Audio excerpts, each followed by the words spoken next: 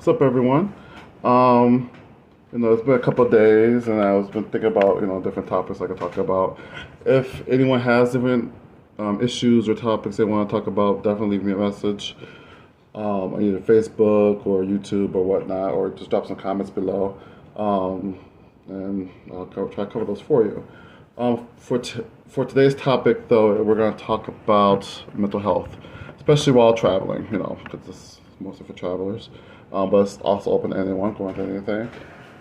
One of the, I would say one of the hardest part is when you're leaving. You're leaving your friends, your family, spouses, whatnot, and you're going to travel to a place you don't know anyone. Sometimes people are lucky enough to have a travel partner go with them. I know my mom's here with me, first assignment. But some people are going there alone, so it can be scary or whatnot. You just have some mace, some pepper spray, some taser or whatnot to make yourself more comfortable. But do what you gotta do. But as far as for mental health, there are a lot of stresses that come along with it, especially in the beginning.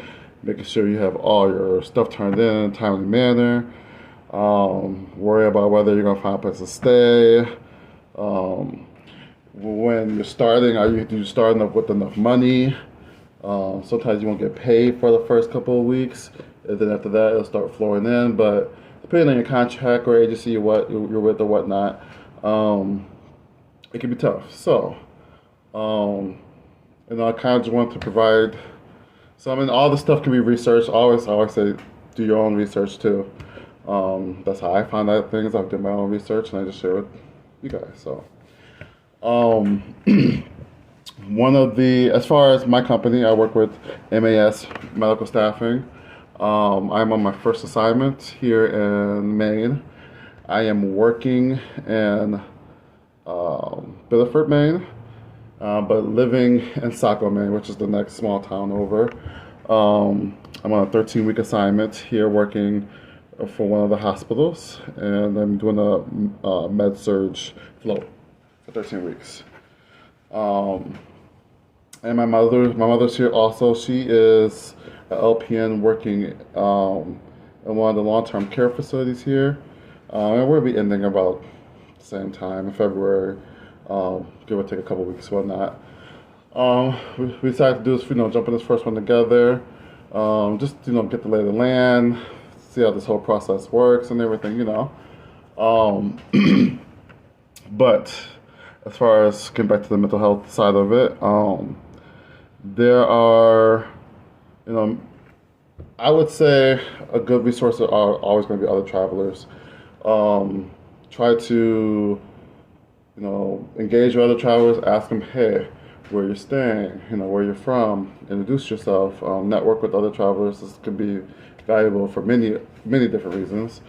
You don't have to give them your whole backstory, origin story, but it is good to kind of, if anyone can relate to your situation, it's them, and it gives, just with them being familiar with everything going on. Maybe it is their first assignment or whatnot. Maybe go see some sights together, go out to dinner together. Maybe they're just looking for someone else too to go through this next 8, 13, 20-week assignment together. So I would say reach out to other travelers too. If anything, just to get out, see the sights with someone, especially if you're, traveling alone. But there are some people who are introverted, even like myself, so maybe just keep to yourself or whatnot. There are other resources, hotlines, apps, websites you can go to that provide different services as far as therapy and just mental health services in general. So I just kind of want to run through a couple of those so people know, And like I said, always do your own research. I'm sure there's many more than the few I list. First good one is Cerebral. Cerebral has an app, and also you can go to the website. It's www.cerebral.com. For them, they have online therapists, online prescribing providers also. They do virtual calls. text messaging, anything. And the text messaging is also unlimited. One of the good things about them is that they also do insurance and no insurance, so depending, if you don't have insurance, or that's a whole other video in itself about insurance, but some companies provide insurance, some don't, or you might want to go with your own private pay insurance, just depending. They do take insurance and no insurance. And they do for a variety of things like anxiety, ADHD, depression, insomnia. That's just some of the highlights they covered. And some of the providers are Athena, Anthem, Blue Cross Blue Shield, Sigma, Magellan, and Medicare. For the next one, there is Teladoc, teladoc.com/therapy for the website. They also take insurance and no insurance. Teladoc is a little bit pricey depending on the service you want. On Cerebral, I think it's mostly free, but Teladoc, you do have to pay. They do take insurance and no insurance. For no insurance, they do have payment plans you can get on. One thing about Teladoc, it's very highly recommended. The reviews were great. A lot of them, they not only provide therapy and mental health services, they also provide physicians, doctors. If you're sick, have anything going on, just not feeling good, or have any type of illness or whatnot, you can see a doctor virtually. They'll hook you up with prescribers that are close to you, or facilities that are close to you that take your insurance, or if you don't have insurance, help you to find care. And then, now as far as MASS, MASS does also, the agency that I work for, MES Medical Staffing, also is partnered with Operation Happy Nurse. It's an online community focused basically on the mental and physical health of healthcare workers. You can reach them through MASS at massmedicalstaffing/blog/Operation Happy Nurse. You can also go to Operation Happy Nurse, and do your own research about them and see what they're about. They offer many services, but they are partnered with MASS now. If you are working with MASS, you can go to the blog on MASS to get more information on that also. There are different hotlines you can call too. You can also call 1-800-273-TALK, which is 8255. They're over 24 hours if you just want to call and talk. Sometimes you just don't want to go see anybody virtually or in person or whatnot. You just want to pick up the phone and talk.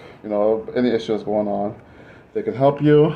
Even if you don't want to talk on the phone, sometimes you just don't want to talk on the phone. I don't a lot of the time. So, but you can also text. Text the word home, HOME, to 741-741. Just to have a text conversation with someone just about anything going on.